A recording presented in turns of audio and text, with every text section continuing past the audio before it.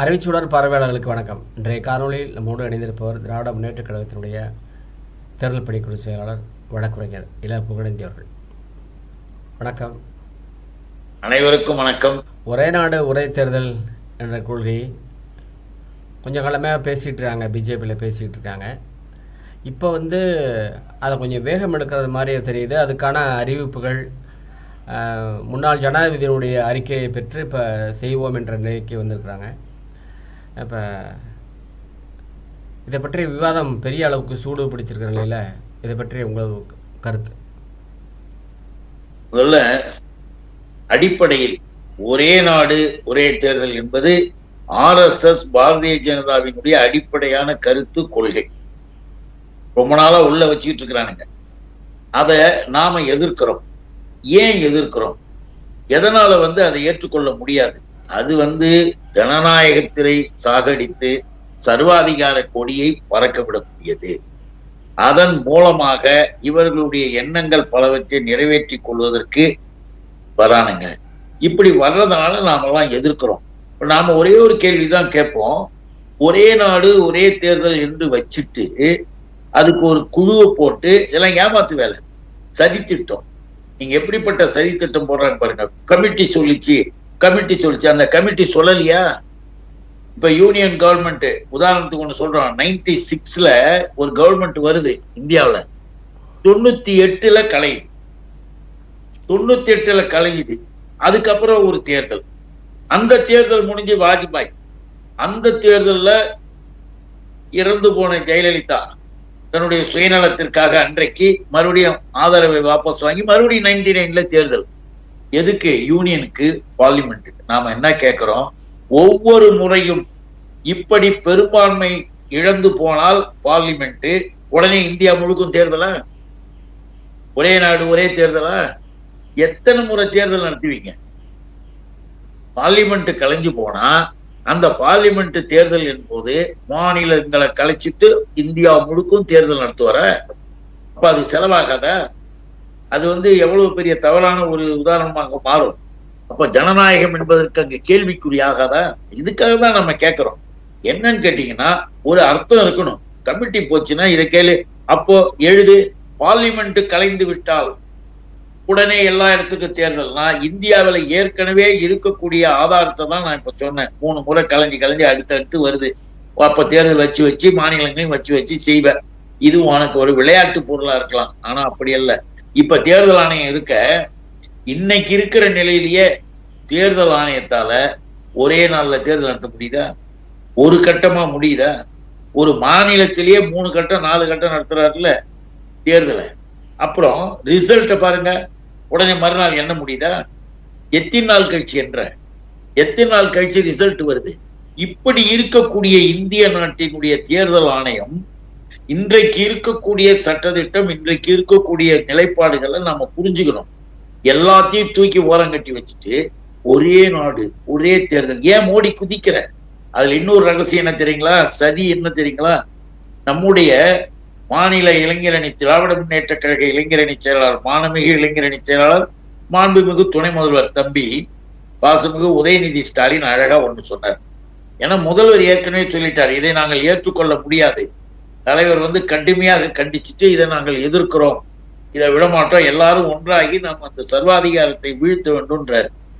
உதயாவும் அதை சொல்லுகின்ற போது மாநிலங்களினுடைய நிலைப்பாடுகள், மாநிலங்களினுடைய உரிமைகளை பறித்துக் கொள்வாய், மாநிலங்களை அதனுடைய அதிகாரங்களை எடுத்துக் கொள்வதற்கான வேலையை நீங்க பாக்குறீங்கன்னு அவர் சொன்னாரு. அதை கூட சில பேர் எதோ பேசலாம். நான் இப்ப சொல்றேன், அவர் சொன்னதில் என்ன தப்பு? தெளிவாக ஒண்ணு புரிஞ்சுக்குங்க. பாரதிய ஜனதா என்ற தீய சக்தி RSS என்ன பண்ணுது தெரியுங்களா? ஜனநாயகத்திற்கு விஷயத்தை கொடுத்து சாகடிப்பதற்கு தான் இந்த திட்டமே. ஒண்ணும் வேணாம். மாநில ஒன்றிய அரசு கலைஞ்சு போனா தேர்தலான்னு நம்ம ஒண்ணு கேட்டோம். அதை போல ஒரு மாநிலத்துல மெஜாரிட்டி போயிடுச்சு, ஒரு அரசு கலைஞ்சு போச்சு, என்ன செய்ய போறாங்க? ஒரு மாநிலம் கலைந்தால் இந்தியா முழுக்க தேர்தல் வைப்பியா? அதுக்கு ஒரு பதில். அதுக்கு இல்லைன்னா அப்ப என்ன அர்த்தம்? அதெல்லாம் கிடையாதுங்க. அப்படி என்றால் அடுத்த 5 ஆண்டு காலம் வரை அந்த மாநிலத்தில் மக்கள் பிரதிநிதிகள், மக்கள் ஆட்சி இருக்காது என்ற ஒரு நிலை. அதை சொல்றியா? அப்போ மக்களாட்சி இல்லாவிட்டால் யாரு இவர்களுடைய ஆட்சிய ஆளுநரோ இந்த மாதிரி இங்க இருக்கிற RSS ரவி மாதிரி ஆட்களை போட்டு மாநிலத்து மக்களினுடைய அதிகாரத்தை அந்த எல்லாத்தையும் சுத்தமா க்ளோஸ் பண்ணிட்டு இவர்கள் ஆட்சி செய்கிற சதி திட்டம். ஆக மாநிலங்களை முழுவதுமாக நசுக்கிடுவார்கள். கலைப்பான், கலைச்சிட்டு இவன் கையில எடுத்துக்குவான். அதுக்குதான் இந்த ஒரே நாடு ஒரே இதுன்னு. இது ஒரே நாடுன்றதே தப்பு இல்லையா? இந்திய துணைக்கண்டம். அறிஞர் அண்ணா மாநிலங்களவையில பதிவு செய்தார்.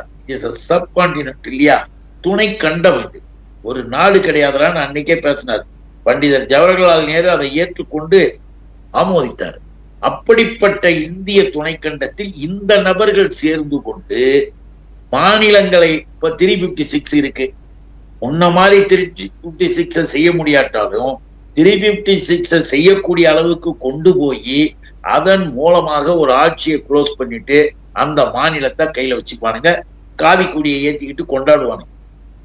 சர்ச்சை உடைப்பானுங்க, எல்லா இடத்துலயும் மசூதிகளை உடைச்சு தூளாக்குவானுங்க, கலவரத்தை உருவாக்குவானுங்க, எல்லாம் செய்வானுங்க. அதற்காகத்தான் இந்த சதி திட்டமாக இதை செஞ்சுட்டு அமைச்சரவை சப்போர்ட் பண்ணிடுச்சு, மோடிக்கு எல்லாம் கொடுத்துடுச்சு, மோடி கிழிக்க போறாரு அப்படின்னு சொல்லிட்டு நம்முடைய தலைவர் அழகா சொல்லிட்டாங்க. இந்திய துணைக்கண்டத்தில் இது ஏற்றுக்கொள்ளவே முடியாது. இது ஜனநாயகத்தை அழிப்பது, மாநிலங்களினுடைய உரிமைகளை பறிப்பது. எல்லாரும் ஒன்றுபட்டு இதை நாம் கடுமையாக எதிர்ப்போம் அப்படின்னு இன்னைக்கு அறிக்கை கொடுத்தார். அதைத்தான் நம்ம இந்த நேரத்தில் பதிவு.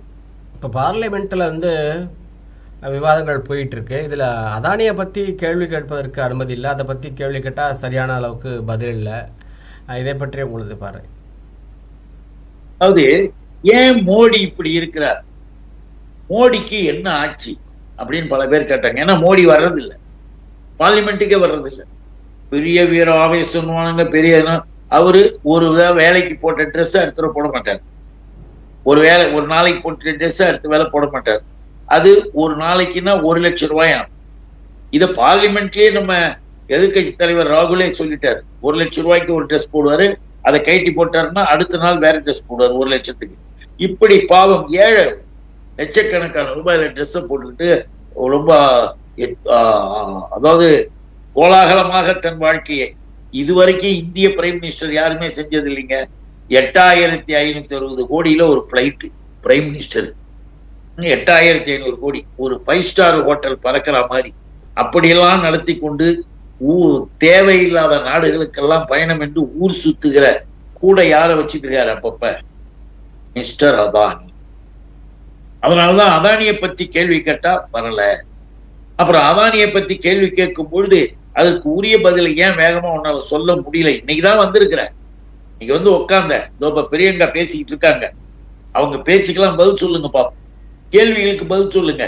எதுக்காக நாம குறிப்பிடுறோம்னா, இப்ப இந்த நிலையில் கூட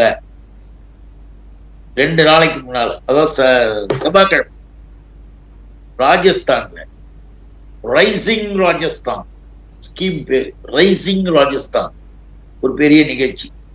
ராஜஸ்தான்ல முதலமைச்சர் பிஜேபி, அந்த நபருடைய தலைமையில ஒரு நிகழ்ச்சி விழா நடக்குது. அந்த விழாவில் சிறப்பு விருந்தினராக மிஸ்டர் நரேந்திர மோடி அண்ட் அதானி மேடையில இருக்காரு.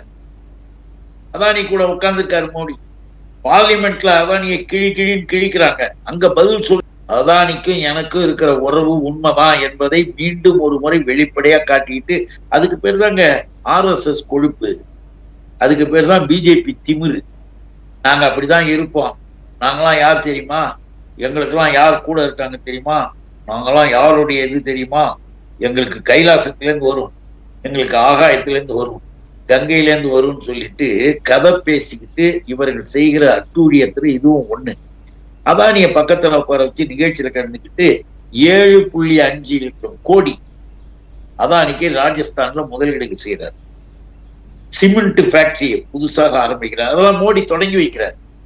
அப்போ ராஜஸ்தான்ல இருக்கக்கூடியவர்கள் எல்லாம் எதிர்க்கிறார்கள். சிறு குறு நடுத்தர நிறுவனங்களுக்கு சொந்தக்காரர்கள்லாம் பாதிக்கப்படுறாங்க. அதை பற்றியெல்லாம் மோடி கவலைப்படாம செவ்வாய்க்கிழமைங்க ராஜஸ்தான்ல போய் நிகழ்ச்சியில கலந்துக்கிட்டு, எதுக்காக இதை சொல்றோம்னா, இதையெல்லாம் தான் கேட்கிறார்கள். நான் எனக்கும் அவருக்கும் சம்மந்தம் இல்லை, அவர் வேறு நான் வேறு என்று இவர்களுடைய சார்பாக பதில் பேசுறானுங்களே இந்த பிஜேபி. இங்க இருக்கிற 420 மலையா இருந்தாலும் சரி, எச்சு கூஜாவா இருந்தாலும் சரி, இன்னொன்னு தேவையே இல்லாம குதிக்கிறதுல வானதியெல்லாம் போன்றவர்கள், இன்னொன்னு தமிழ் இம்சை வளர்றது. விஸ்வகர்மா திட்டத்தை ஆதரியுங்கள், குலத்தொழில் என்று சொல்லாதே, குலத்தொழில் என்றால் தப்பா, இப்படி எல்லாம் பேசக்கூடிய ஒரு எதுக்கு சொல்றோம்னா, இவர்கள் எல்லாம் தயவு செய்து படிச்சு பாருங்க, உண்மையான நிலைமையை அறிஞ்சு பாருங்க.